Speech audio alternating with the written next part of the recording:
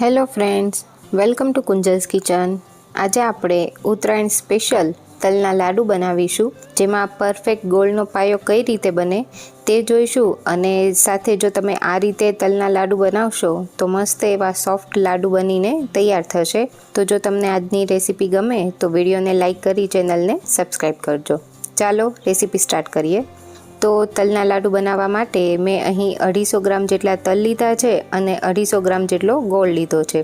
તો તલ અને ગોળનું માપ એકદમ સરખું લેવાનું છે. સાથે મેં અહીં 5 ચમચી જેટલો સૂંઠ પાવડર લીધો છે. આ ઓપ્શનલ છે, તમને ના ગમે તો અવોઇડ કરી શકો છો. હવે આપણે સૌથી પહેલાં તલને શેકી લેવાના છે.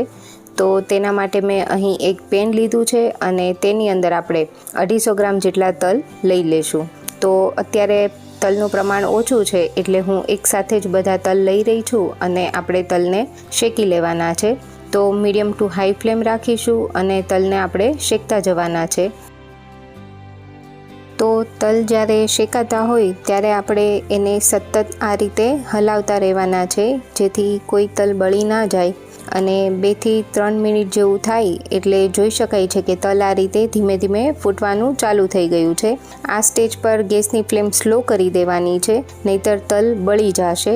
અને એ પછી આપણે તલને જ્યાં સુધી બધા તલ થોડા થોડા ફૂટી ના જાય ત્યાં સુધી શેકી લેવાના છે. તો જો તલના લાડુમાં આ રીતે તલ તમે શેકીને લેશો તો લાડુનો ટેસ્ટ એકદમ મસ્ત વ્યવસ્થિત બનીને તૈયાર થાય છે. તો હવે આપણા તલ શેકાઈ ગયા છે, તેને આપણે એક અલગ પ્લેટમાં કાઢીને આ રીતે થોડા ખુલ્લા કરી દેવાના છે, જેથી તેમાંથી ગરમ વરાળ નીકળી જાય. અને અત્યારે જોઈ શકાય છે કે તલ આપણે આ રીતે હાથમાં ભાંગીએ તો તેનો થોડો ભૂક્કો થઈ જાય એ રીતનું ટેક્સચર આવી ગયું છે. હવે આપણે તલના લાડુ માટે ગોળનો પાયો બનાવી લઈશું. તો સૌથી પહેલાં હું 2 ચમચી જેટલું ઘી લઈ રહી છું. તો પાયામાં તમે ઘી ના લો તો પણ ચાલે, પણ જો આ રીતે ઘીમાં ગોળનો પાયો બનાવશો તો તેનો ટેસ્ટ એકદમ મસ્ત બનીને તૈયાર થાય છે. હવે ઘી થોડું ગરમ થાય એટલે તેમાં 250 ગ્રામ જેટલો ગોળ લીધેલો છે. તો ગોળને મેં આ રીતે થોડો ઝીણો ઝીણો કાપી લીધો છે. તમે આ રીતે ઝીણા ટુકડામાં કાપી શકો છો અથવા તો ગોળને તમારે છીણીને લઈ લેવાનો. તો કોઈ પણ આપણે ગોળની આઈટમ બનાવતા હોય જેમાં આપણે પાક લેવાનો હોય તેમાં ગોળને થોડો ઝીણો કાપી લેવો અથવા તો છીણીને લેવાથી પાક તમારો એકદમ વ્યવસ્થિત બનીને તૈયાર થાય છે. હવે આપણે તેમાં માત્ર 2 ચમચી જેટલું પાણી એડ કરવાનું છે, જેથી કરીને ગોળનો પાયો એકદમ કડક ના બની જાય. તો તલના લાડુ બનાવતી વખતે આપણે ગોળનો પાયો કડક નથી કરવાનો. તો તેના માટે અત્યારે જોઈ શકાય છે કે ગોળ સરસ પીગળી ગયો છે અને તેમાં બબલ્સ આવવાનું સ્ટાર્ટ થયું છે.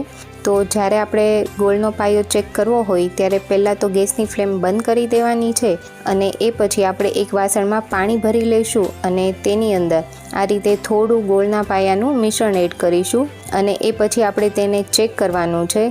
તો જો પરફેક્ટ બોલ બને તો મિશ્રણ તૈયાર છે એવું સમજવું. અત્યારે જોઈ શકાય છે કે હાથમાં થોડું ચોંટી રહ્યું છે, એટલે હજુ આપણે થોડીવાર માટે તેને કૂક કરવું પડશે. તો હજુ આપણે 1-2 મિનિટ જેવું તેને કૂક કરી લઈશું અને એકદમ વ્યવસ્થિત તેમાં બબલ્સ થઈ ગયા છે. આનો મતલબ છે કે પાયો આપણો એકદમ પરફેક્ટ બનીને તૈયાર છે. એમ છતાં આપણે ચેક કરી લઈએ. તો ફરીવાર આપણે થોડું મિશ્રણ આ રીતે પાણીવાળા બાઉલમાં લઈશું અને એ પછી તેને આ રીતે મિક્સ કરીને જોઈશું. તો હવે એકદમ વ્યવસ્થિત સરસ બોલ પણ બને છે અને ગોળનો મિશ્રણ આપણા હાથમાં ચોંટી બી નથી રહ્યું. તો હવે આપણો ગોળનો પાયો એકદમ પરફેક્ટ બનીને તૈયાર છે. હવે તેમાં શેકીને તૈયાર રાખેલા તલ એડ કરી દઈશું અને બધી જ વસ્તુને એકદમ વ્યવસ્થિત રીતે મિક્સ કરી લેવાની છે. તો અત્યારે મેં આ પ્રપોર્શન લીધું છે. જો તમને ગમે તો તમે ગોળ થોડો ઓછો પણ લઈ શકો છો, પણ આ પ્રપોર્શનથી તમારા લાડુ એકદમ પરફેક્ટ બનીને તૈયાર થાય છે. હવે બધી જ વસ્તુ સરસ મિક્સ થઈ ગઈ છે. હવે તેમાં લાસ્ટમાં 5 ચમચી જેટલો સૂંઠ પાવડર નાખું છું. ટોટલી ઓપ્શનલ છે, તમે અવોઇડ પણ કરી શકો છો. હવે બધું જ સરસ રીતે મિક્સ કરીને થોડીવાર માટે આપણે ઠંડુ થવા દઈશું, જેથી આપણે તેના લાડુ બનાવી શકીએ। હવે મિશ્રણ થોડું આ રીતે સાઈડ પર લઈ લેશું અને હાથમાં આપણે થોડું ઘી લગાવી લઈશું અને મિશ્રણમાંથી આપણે નાના નાના લાડુ બનાવી લઈશું। તો આ સમયે મિશ્રણ ગરમ હશે તો થોડું સંભાળીને લાડુ બનાવવા, જેથી દાજી ના જવાય। અને જો તમે લાડુ બનાવતી વખતે લાસ્ટમાં તમને એવું લાગે કે મિશ્રણ થોડું ડ્રાય થઈ ગયું છે તો તેમાં 1-2 ચમચી જેટલું પાણી નાખીને તમે ફરીવાર થોડું ગરમ કરી લેશો તો લાડુ વળી શકે તેવું મિશ્રણ બનીને ફરીવાર તૈયાર થઈ જશે। તો આ રીતે પરફેક્ટ લાડુ બનીને તૈયાર છે અને આટલા મિશ્રણમાંથી તમે 25થી 27 જેવા લાડુ બનાવીને તૈયાર કરી શકો છો। તો અત્યારે જોઈ શકાય છે કે એકદમ સરસ સોફ્ટ લાડુ બનીને તૈયાર થયા છે। તો આ રીતે એકવાર ચોક્કસથી ઉત્તરાયણમાં લાડુ બનાવીને ટ્રાય કરજો, ઘરમાં બધાને જ ભાવશે। અને જો તમને આજની રેસીપી ગમી હોય તો મારા વિડીયોને લાઈક કરી ફ્રેન્ડ્સ અને ફેમિલીમાં શેર કરજો, સાથે મારી ચેનલને સબસ્ક્રાઈબ કરજો। ફરી મળીશું નવી રેસીપી સાથે। Thank you.